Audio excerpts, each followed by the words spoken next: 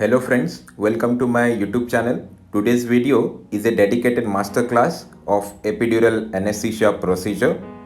As we all know, epidural anesthesia procedure is gaining popularity day by day, major indications being post-operative pain management. Epidural anesthesia is not commonly used as primary anesthesia modality, but it is commonly used along with spinal or general anesthesia to avoid post-operative pain and discomfort in major surgeries. Just to remind you all, this video is only meant for educational and academic purposes. Efforts have been taken to maintain patients' privacy. So as you can see on the screen, patient's back is to be disinfected first. The level of lumbar interspace at which epidural is to be given is marked, and then epidural needle is inserted through skin subcutaneous tissue into the interspinous ligament space. As you can see on the screen, an empty syringe is attached with the epidural needle. Aim of attaching needle is to identify loss of resistance, which signifies entry into the epidural space. So as you can see on the screen, slowly the anesthetist is putting the needle forward. At the same time, loss of resistance is also to be checked. If you keep moving forward, at one point loss of resistance is also appreciated, which I will demonstrate further in a while. Loss of resistance typically signifies entry of needle inside the epidural space. Can you appreciate the loss of resistance on screen? I will demonstrate again one more time. I will attach the syringe and push the piston. As you can see, there is no resistance, which confirms our entry inside the epidural space.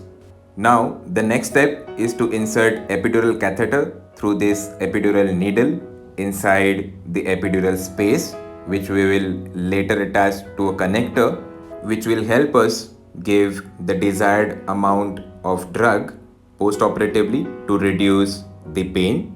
So as you can see on the screen, slowly epidural catheter is being passed inside the epidural space without any struggle, and after passing desired length of epidural catheter, at the same time using my left hand, I will start pulling off the epidural needle.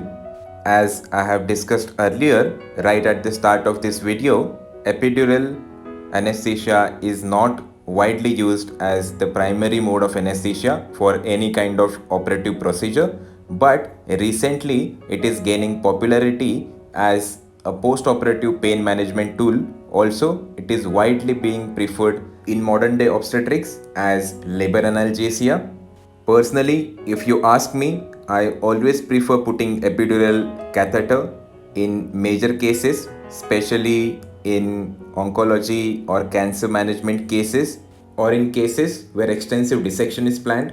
And I would always advise you all to make a good use of this novel technique, because it is very helpful in controlling post-operative pain, especially in major exploratory laparotomy surgeries. So as you can see on the screen, I have inserted epidural catheter till the desired length, and now I will attach the connector at the other end of epidural catheter. Importance of connector is that it will make our job easy to give desired dose of anesthesia drug. Many of the times I have seen with the patients changing their position post-operatively, the epidural catheter gets displaced. To avoid this, tegaderm is to be applied to keep the catheter in position.